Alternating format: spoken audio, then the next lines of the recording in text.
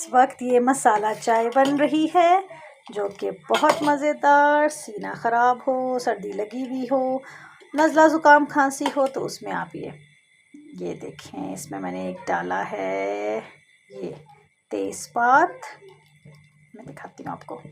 ये देखें, तेज़पात, दालचीनी का टुकड़ा, इलायची, थोड़ी सी पत्ती, दूध और गुड़।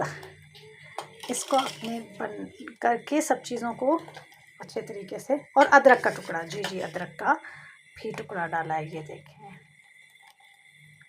ये अदरक का टुकड़ा डाला है साथ। जिसको अदरक पसंद है वो डालें, जिसको नहीं पसंद आप ना डालें।